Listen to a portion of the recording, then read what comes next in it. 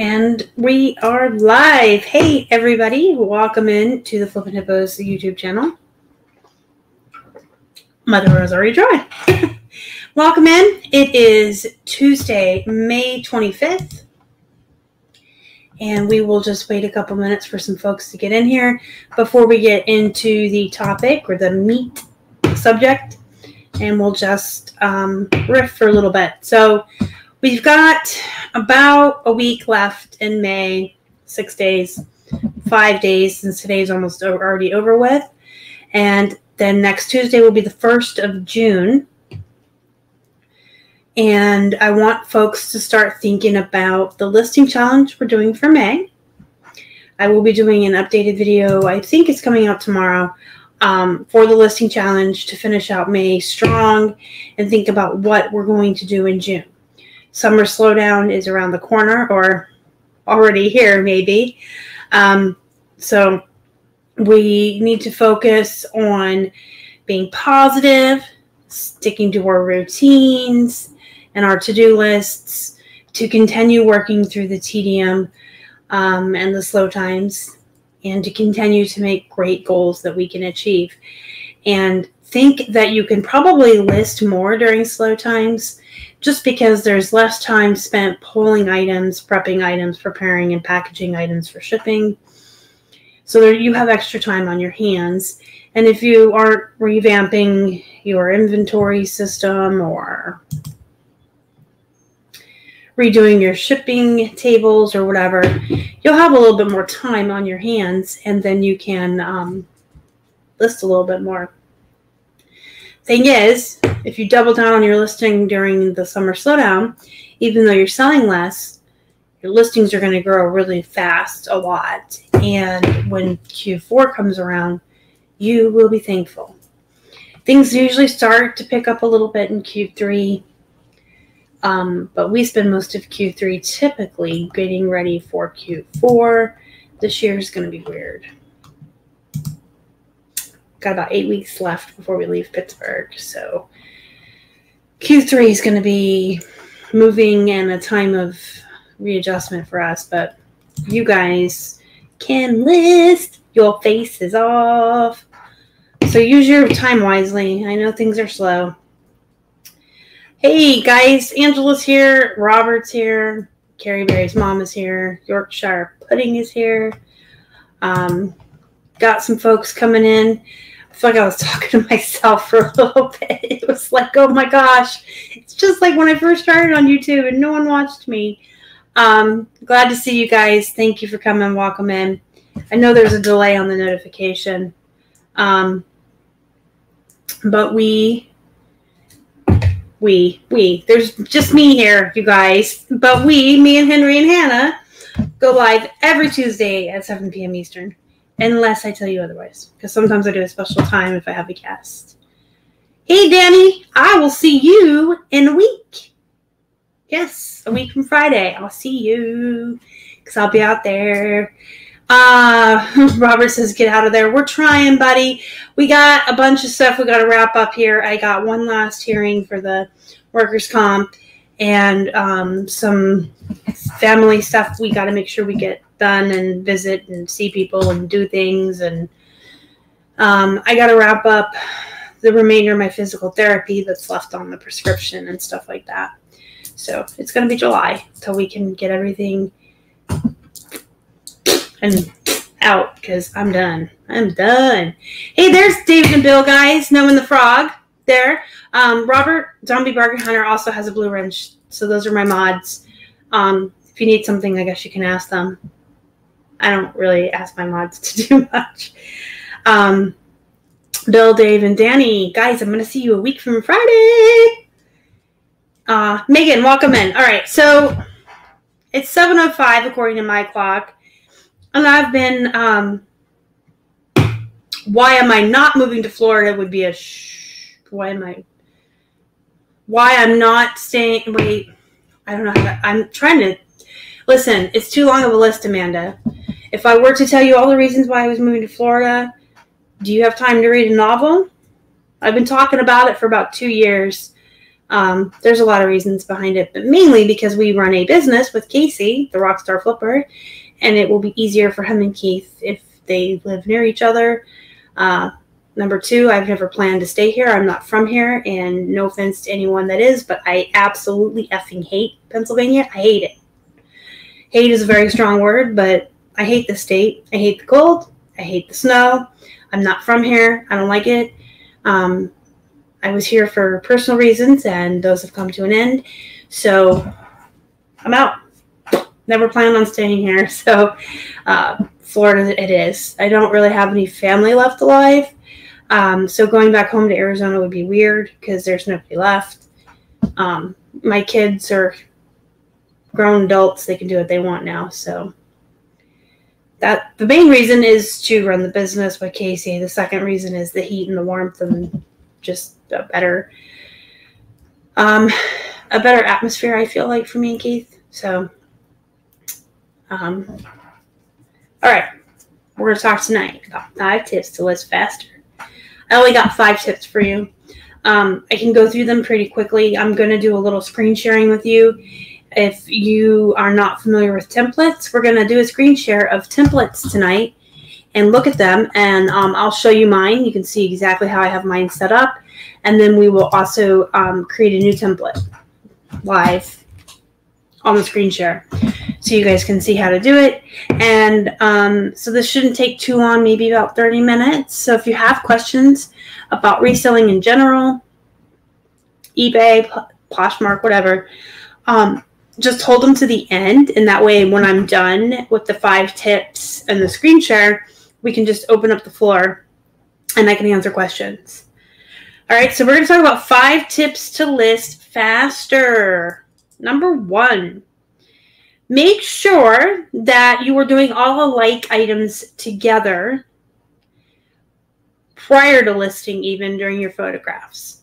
And the reason I say that, because it's easier to flip through and take photos, and then it's easier to list with your templates and stuff if you're doing all jeans or all plush or all shirts or all shoes. It makes it so much easier, but it also helps you alleviate or avoid burnout.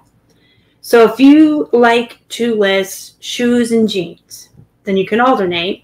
And you can have one day where you work on shoes and one day where you work on jeans. So you're going to be faster because you're going through the same items over and over, but you're also switching off so that you're not getting burnout. So get a whole stack of whatever you're working on or a whole pile of plush or whatever and do all alike together. You will thank yourself, me, you'll thank me, you'll thank yourself, because it's just so much quicker to set up your photographs, say jeans are flat lay, but plush you do standing up. So we have your lights set and everything set up to just do jeans. You can just go through them really quick. And then when you're listing, you can either sell similar or keep using your templates and you can go a lot faster. So do all alike items, but number 2, make sure you have all your prep done before you start your photos. So if you know that you're going to have a day where you want to photograph jeans, and you want to do, say, 20 in a stack or 40 or 10, whatever your personal time allots and whatever you're doing, have the measurements done first. Don't try to take one pair of jeans, measure that pair of jeans, photograph that pair of jeans, and then list that pair of jeans. You want to take the whole stack, measure all of them, photograph all of them, and then list them. So you want to do alike tasks as well as alike items, and you want to have your prep done before photos. So if you need to look over your plush for stains or lint rolling ahead of time, do that. If you notice that a plush needs a lot of work whilst you're in the middle of a photography session, set that plush aside. You can make piles. This is how Robert does it. He listed 100 Hello Kitties in one day. I remember that. That was around the time we first met Robert. But Robert will do this with like the eyeballs, right? So if he has plush that he notices have scratches on their eyes, he puts them all in one pile together. And then when the pile's big enough, he knows to get out his Novus. I always forget what it's called. I even ordered some, and I have an affiliate link for it. I always just call it Nova. But then you can get that out and you can just have a day where that's your task, is fixing eyeballs. Then those plush are ready for the next photo session. I take all of the electronic and talking plush and put them in piles. And when it's big enough, I'll turn a Disney flick on or some true crime. I know I'm vastly a contradiction. I love Disney movies and I love murder. But when I have enough, I just plug in something to watch, unscrew them, check for corruption. You can clean that out with a little bit of alcohol and a Q-tip, whatever. Put some batteries in fresh, test it. If it works, this is what I do, and this is kind of, you can write it on a piece of paper if you want. You could keep a list of the ones you're testing and write, you know, Aurora Palace Pet works, takes 2 AA's, and you could keep a list on a piece of paper. That way, after the photographs, when you go to list, guess what? Now you know Aurora works, and she takes 2 AA's, and you can put that in your listing. And then you'll know the Minion one didn't work, so you want to put the Geese tested and doesn't work and list them for less. I'm just pulling examples out of my ass. But what I do, I don't write them on paper, which is weird because I do all my measurements on scratch paper for jeans. When we test plush, we have a big pile. We usually do it together and watch a movie together or whatever. I take pieces of eBay tape because we get it for free. Listen, we get the eBay tape with our store subscription. Coupon code, and then I always come home with like half a suitcase full from eBay open. I'm like, give me all the free tape. We are actually packing our boxes to move with eBay tape, taping them together. But I take like a little chunk of eBay tape, and it's, you know, it's light colored. I have blues, I have purples, the white one with the rainbow will work too. Right now we're using a lavender one, but I have this blue one. I just take a little tiny piece, like that big, and then I stick it on the plush, and I will write with a permanent marker on the tape, works or doesn't work, and then how many batteries it takes and what kind. And when I do my photos, the first photo I take of the plush is with the tape still on it, and then I keep track of where it's going to go. I have bins I keep smaller plush in, and bags I keep larger ones. So this says that it's really sloppy, guys. It's just for me for when I'm listing, so it doesn't have to be neat. That says bag 21. You can see where I've had other bags and crossed them out as they've filled up. And then this one says bin 14. So let's say I have an Aurora Kitty Palace Pet, and she has a piece of tape on her that she works, and she takes 3 AA's. I will put her down so I can see the piece of tape. She's going to go in bag 21. I would put that right by her too and take that as the photo. Then I move this, take the tape off, and then actually take the photos for the listing. This is just to separate it in the camera roll and for me to know when I'm listing that she's in bag 21 and that she works and has those batteries. But you can keep track of it on paper too if you want. I just like to have everything visual. I like to have everything in photographs when I'm listing to look at. So that is a way to get faster. Get all your prep done. If you need measurements, if you need to lint roll, if you need to set aside plush that need eyeballs fixed or tested, sometimes I just kind of check them over, and if they have marks on them or whatever, I'll spray them with the Awesome, and they go into the hamper. I have a special plush hamper. And then when that's full, they go through the wash, and then they get air dried, and then they get their photos taken. So it just makes the whole process streamlined. Novus, I'm going to keep calling it Nova. I had a Chevy Nova in high school. That's probably why I'm doing it. Did anybody sneak in? Robert's like, I'm busy eating. We just had tacos for dinner. They were good, guys. Taco Tuesday. Angela, hey, welcome in. And 100 Hello Kitty sounds like a good documentary. Okay, so prep ahead of time, do all like items together, and then templates, which I'm going to screen share with you after I get through the 5 tips. Using templates will allow you to list a lot faster on eBay because it fills in a lot of the information for you. ahead of time so you're not having to put the same information or take the time to fill it out over and over again. It also saves you a lot of headaches from selling similar. I much, much, much, much, much prefer the templates over a sell similar, because a template is going to be generic information that's filled in for all listings that are jeans or plush or whatnots. And they're not going to have specific information to a particular listing like a sell similar, and then you can make a mistake. Then you end up with an item not as described return, and it's a headache. I did sell similar when I was new, and I didn't know better, and I didn't know what I was doing, and there were a few mistakes that were made.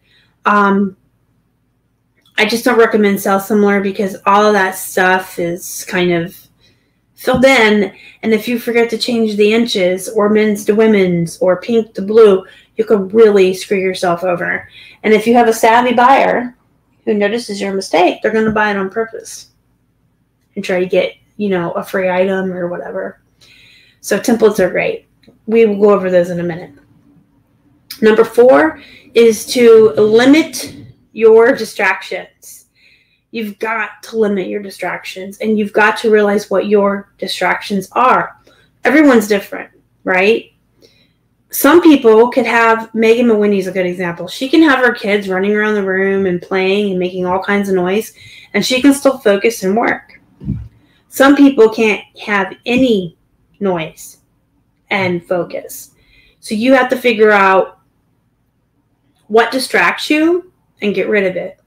I'm not saying to sell your kids on eBay, but if you know your kids distract you, wait till nap time, wait till they're in school, wait till late at night. If you need noise, now that's the other thing. Some folks like me need noise. To me, complete and utter silence is distracting. If it's too quiet, I cannot focus. I can't work. I just can't do it. And I think it comes from my before life. I used to work in nursing homes. I used to work in group care homes with adults with disabilities. And you guys know that a lot of adults with disabilities can be very vocal, very loud. They like to make noises. They like to talk. Nursing homes can be a very loud environment. And I think I just worked for 20 plus years in environments. I had a specialty in Alzheimer's and dementia, and we had a special group we worked with sundowners. So I got used to having a lot of noise around me all the time. And now the quiet, I can't have it. Just can't. So I like to have something on in the background. I just listen to true crime podcasts or put true crime shows on. I don't put on, here's the thing, I don't put on TV shows or movies that I actually want to watch or that I'm interested in. I'm interested in my true crime, but I don't put on a movie or a TV show that I'm going to be like constantly looking at the screen to see what's going on, who's doing what face is Olivia Benson making today. So I just put on stuff that I could literally just listen to as I work, and that works for me. Some people can't have any kind of TV on because they keep looking over at the screen to see what's going on. So you might be the type of person who needs music or a podcast, just something to listen to. Maybe you need silence. Maybe you need a movie. I know people who can work with movies on. So my favorite podcasts are not the mainstream ones because I just can't stand certain people. Georgia, Karen. Trying to pull them up. I listen to one called Serial Killers. It's a really good podcast. They cover, guess what? Serial killers. And they do a really good job of it. They don't, it's all scripted. There's no riffing or personal lives. It's on the Parcast, Parcast, the Parcast network. And they have a ton of shows that I just absolutely really like. They have Crimes of Passion, murder mysteries, haunted houses, serial killers. They have one podcast that's just about the mafia and stuff. So wherever I feel like I'm on a commercial for a podcast. Wherever you podcast, search for podcast. PARCAST. I listen to most everything on Podcast Network because I like them. They have some that they act out like with voice actors, like old-fashioned radio shows. I'm all off topic right now, but that's cool because I like talking about podcast shows. Yeah, I'm trying to find the one that I'm talking about. It's really a neat. It's like the old-fashioned. It's called Unsolved Murders. I believe that's it. Excuse me while I read it.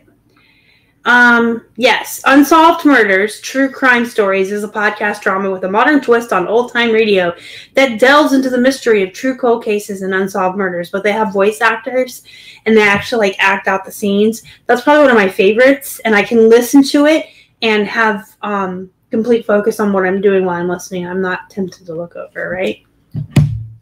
So, sell similar can create problems. It really can. If you forget to change one thing, you can really screw yourself over. Templates, which I'm going to show you, you just fill out generic information and it's not going to mess you up. And you can keep going the same way you would with sell similar with templates, just over and over and over. Robert's eating tacos. They better not be from Del Taco because I'm so mad at you that I don't have Del Taco out here. Yeah, there's like a whole plethora of free podcasts out there, music you guys can get. You know what you could do if you wanted to? You could put me or Robert or Casey, whoever you like to watch on YouTube. You could put us on in the background. Like literally, open me in another. You don't have to look at my face to hear what I'm teaching you, unless I'm doing a screen share to specifically teach you something or go over something with you. If I'm just talking, put me in another tab in the background and just listen to me while you work. It's called multitasking, and I love to do it. I play YouTube in the background. There you go. Angela beat me to it. Del Taco. Robert's mean. Robert's mean. We had homemade tacos. I'd make my own seasoning. Okay. Anyway. Number 5. Don't waste time comping. Please stop wasting time comping. I've actually done videos on this. Hey, Shelly, welcome in. Don't spend too much time on one item. Okay, don't spend a whole bunch of time on one item, and don't look for your exact item and freak out if you can't find it and spend hours looking and then post in every Facebook group and message everybody on God's green earth that you can't find it.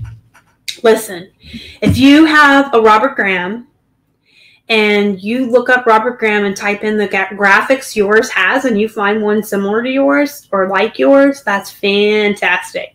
If you don't find one exactly like yours, find a loud Robert Graham with graphics on it and a similar size and see what those are selling for.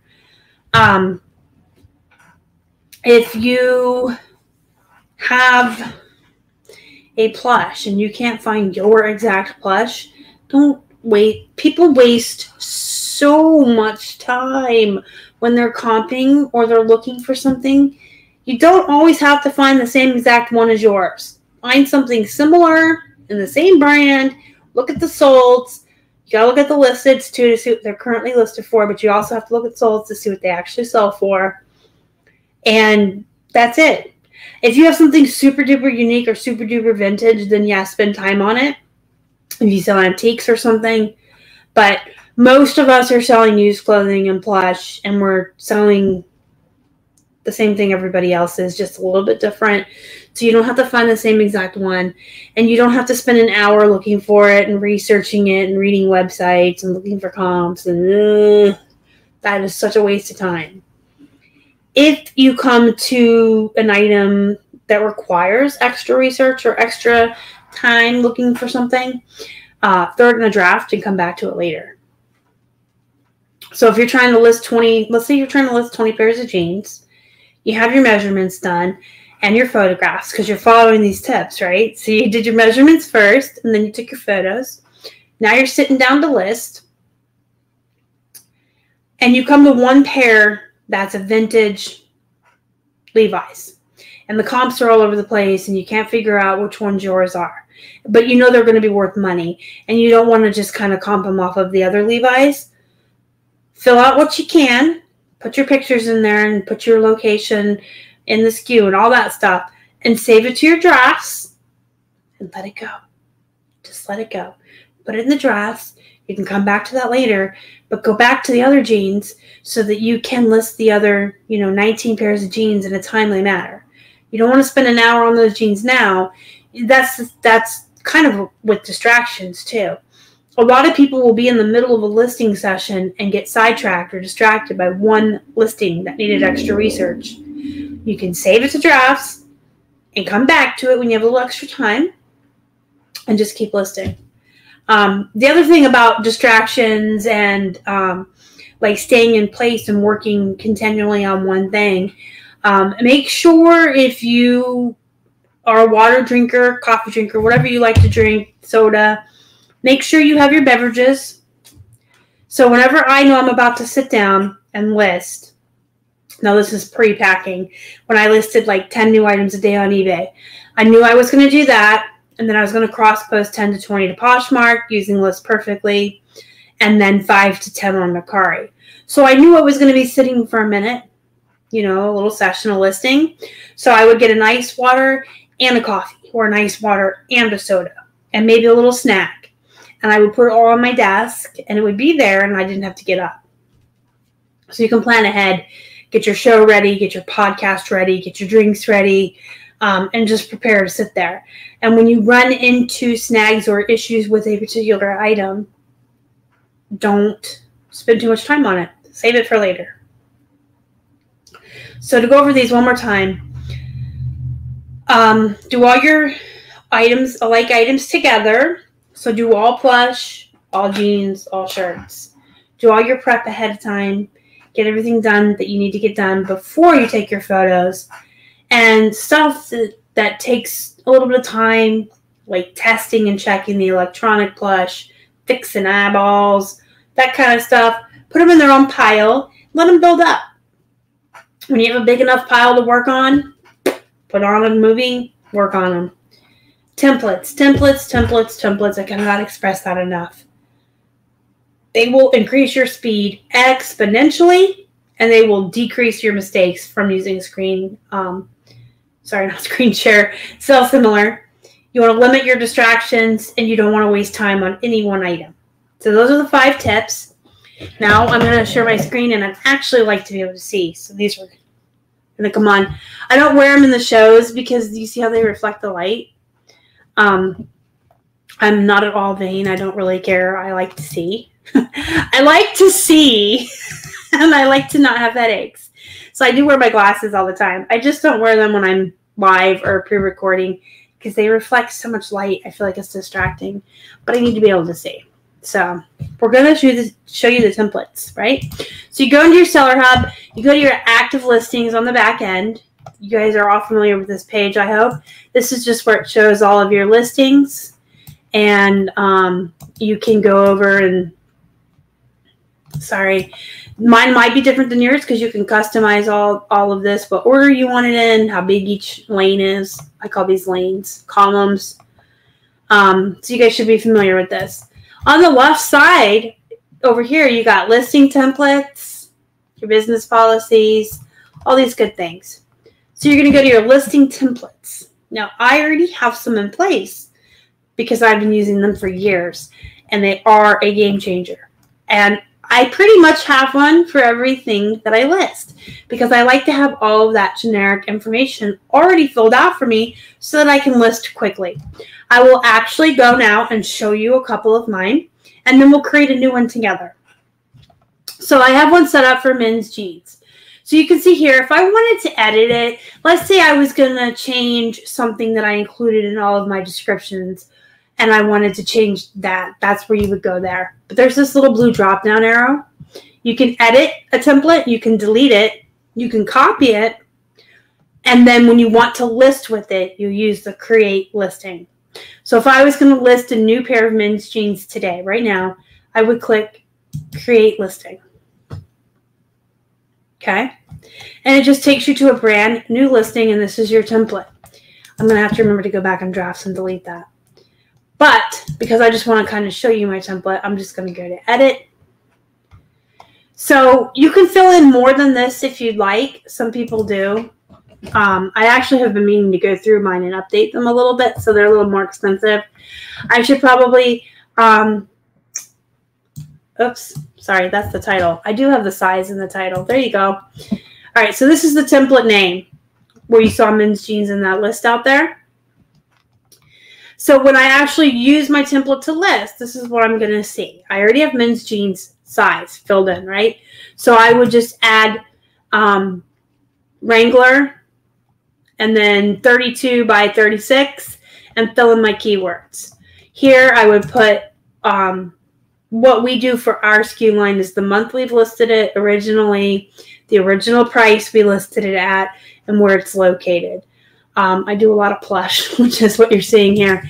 But say if they were men's Wranglers, they're probably going to go up around 25 to 30. So I would put that, and then I would put their location. And what I like to do for myself is to put a PF there if it's a padded flat. So if the jeans weigh more than a pound, I know they're in a padded flat. And I can see that in my SKU line when I'm dealing with offers, because we do free shipping on most of our jeans. That may influence on whether or not. If that's not there, then I know they weigh less than 16 ounces and they're shipping first class. I already have the category filled in for me here. I already have the store category filled in for our store. I already have pre-owned, good condition, gently worn. That's what I put on everything. So then I would just have to add my photos. And item specifics usually will fill in a little bit more than this. If you put in a lot of really great keywords in your title, your item specifics down here are going to grab all of them and fill them in for you. So if you had put straight leg, mid-rise, medium wash denim, you would have straight leg filled in for you here. You would have blue filled in.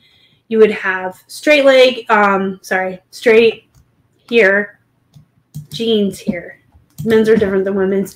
So this would be jeans. You would have like a lot of this filled in just based on the keywords that you had put in. You'd have to, of course, put in your inseam and your size and whatever else you want to put here. I usually put the waist if there's a model. And then you can see down here, I already have my description box filled in. This is in every template. It's slightly different depending on what the template is for. For jeans, I do 7 measurements and the size.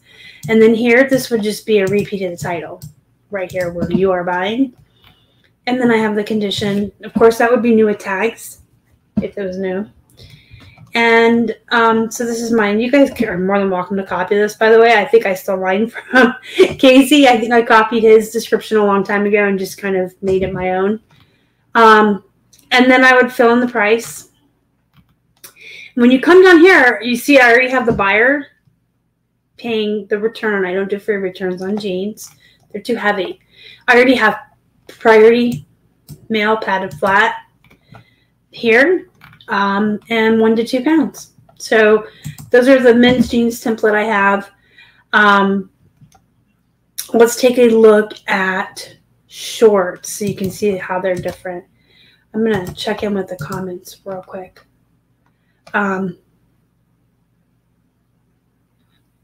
don't know what to do about it being blurry. I guess I could do this, but it looks fine on my screen. I know that Casey was sharing something in his live show, and there was something you could do here. Go to your settings on your YouTube and make sure this right here. So if you're watching me on YouTube right now, go to your settings here at the bottom and go to your quality and make sure that it's set to 720p. That might help if you're not set to that. All right. So Now you can't see me. Now it's really, really big. So whatevs. All right. Whatever. If you can't see me, I'm not important. I want you guys to see the template. So this is the women's shorts. Women's shorts and size are already filled out for me in the title. So I would just have to fill in my keywords, the brand and all that. I already have my categories here filled in for me. So I'd have to put in my SKU line. And let me see if I can show you guys how I take my photos in my camera roll. So you can see here they look awful before I list. I do trim them down. I do make sure the first photo is white in the background, and I make them prettier. But in my camera roll, in between each pair of jeans here, you can see I separate them by the weight. And shirts too. Everything I take pictures of is separated. The plush are where I've measured them and put that little tag where they go. And jeans are, you know, at the end of the pants or the jeans, I have the weight and the location right there. And it helps to separate them when I'm looking at a whole camera roll and I'm listing. And also when I'm listing, if I was to be listing this pair of men's Wrangler pants, see these, I would be able to know they're going in a padded flat and they're going into location B2/2, and I can put that all on my SKU line. So that's how I do that. And the animals, I know he's in bin 14 because he's got the little tag and he is 9 inches. See if I do. Here's a good example of a big plush. So the really big plush I have, or heavy plush, I put on a scale in my camera roll. So as I'm listing, I can see that this plush is going to weigh over a pound. So I'm going to put calculated shipping on him. And he's going to probably ship in a box. I take a lot of photos at once, or I save them up also. I take a lot and save them up. So sometimes it can be 2 weeks until I'm listing something I took a photo of. So I like to have the scale and all of that to remind me. Okay, that's a sidetrack. Anyway, back to the shorts template. This would all be filled in based on what I put in the title. And I would fill in whatever didn't fill in. Don't freak yourselves out about recommended, okay? Just make sure you fill in all your required and what recommended you think you'd be looking for if you were a buyer. I always fill in material, the occasion. The theme is important if you want it to be there for search results. So if you have a Star Wars t-shirt, you want to put theme, you want to put Star Wars here, Darth Vader or Boba Fett, whoever's on the shirt, Baby Yoda, because that will help you in the searches. You can see down here, my description's already filled in. You were mine, and then I would put my title here and then fill in last measurements on shorts, of course. And that's going to be first class. And then I would just put in the weight from the photo in my photo roll. And that would be that. I'm going to check back in on the comments. Yeah, I don't do measurements on men's shirts anymore unless they specifically ask me. Hi. I didn't mean to do all that. Yeah, if you click on that higher quality view, it definitely will help you. If it's blurry when I'm sharing my screen, I don't want to be that big. I don't want to be that big. Okay, we're going back to this. There we go. And wee little tiny on the side. So let's create a template together, guys. And if you brought questions with you, get them ready, because after I show you how to create a template, I'm going to come back and do the AMA portion of the live show. So listing templates, right? Up here at the top, huge blue button. You can't miss it. Create new template. You're going to give it a name. So you can put whatever you need here for your system. No one's going to see this but you. Women's jeans, men's jeans, Build-A-Bears, Gans, Webkins, shorts, women's shorts, men's shorts. I actually have been telling myself I was going to organize my templates for like a year now. And I meant to actually make a template for first class jeans, and padded flat jeans. So they were already filled in with the weight and stuff. I may still do that. I just never have time. Or you could just do used and good. Used and new tags. Whatever you want to name it though. Whatever you need for your system. You guys could see here how I have them all named, right? For myself. That's for my own system. All right, so let's look again at create a new one. You put whatever name you want. Now this is going to be always filled in for this particular template. So whatever you want here. Women's jeans in size. Maybe you want to put the word denim, so all you're filling in is what wash it is. As much generic info that's going to across the board be used for all of these listings. You can pre-fill out your SKU line with information if you need to. And if you're creating a template for men's shirts, there you go. It's already filled in. And if it's women's shirts, you would click that. Sorry, I'm yawning. Store categories. You can put that in there. Anything you want. And condition, I usually just put pre-owned, and I fill in my generic good condition, gently worn. And then on an item per basis, you know, if something was missing a button or had something I had to disclose, I could add it into this box, and then I would just copy paste it right down here. So then you would skip the photos because you're going to add those with each listing. This stuff will fill in from your title, and this is all going to be individual to the item. So I just skip all the item specifics. And you want to put your item description in, like you guys saw how mine was all already pre-filled out. You can fill that out here. You can set your return options, any of these things that you want across the board on all the listings you're going to do. And if you know it's going to be jeans, you can put padded flat here like I have, or you can leave it at first class. And then you save your template. But yeah, if you didn't notice, I do have filled in like everything in that description box. I'll show you one more time. All I have to do is copy like basically my title to put here. And then I do write the measurements on a piece of paper before I take the photos. So I literally just have to enter the inches that I have written down. I've got what it is. I've even got the little inches sign there, the quotation marks. So I'm literally just putting numbers in for each and every pair. That easy. And when you're done, after you list something with your template and you say list item, and it rolls up and shows you that screen with your item, just like if you're listing, and you say I'm done, it takes you right back here. And you can just keep listing. You could just keep saying create new listing. You can do it 20 times in a row if you have 20 pairs of men's jeans. So it's just as convenient and as quick as doing sell similar over and over, but you're not going to have any of those mistakes where you forgot to change the size, where you forgot to change the color, or the type. Here comes a train. I won't miss that. Those mistakes that where you can have, where you have forgotten to fill something out. With your templates, you just have generic information in there that's going to be across the board. Thank you, Angel. I appreciate that.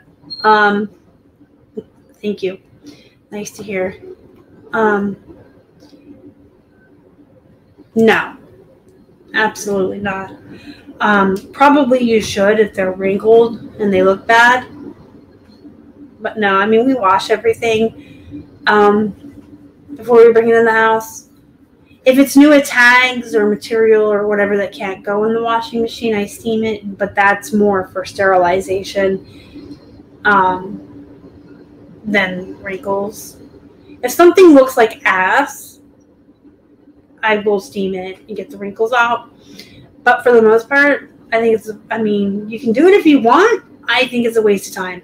Most stuff is going to look okay if you wash it and you dry it and you don't crumple it into a ball. It's not going to be a wrinkled mess. I mean, you can see here these clothes that are waiting to be photographed. They don't look too bad. Can you see them? I should pull one out. I'm trying to look for something that would normally be really wrinkled to show you, but I'm really going to have to pull. So everything that we wash and dry, we don't bunch it up or anything. We just drape it over chairs or what have you. And once I put this on a mannequin, it'll look fine. But now, if this was a wrinkled, balled up, thousands of wrinkles mess that's going to look like crap in the photographs, I might. That's it, though. Like, if it's a brand that's going to sell for $12, I'm probably just going to put it on a mannequin and try to get the wrinkles. That's my get the wrinkles out face. I do have a cheater here.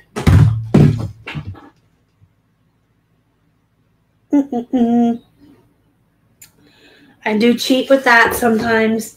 But to me, if it's a, $12 to $18, $20 shirt and it's got a lot of wrinkles, I'm just going to do the best I can.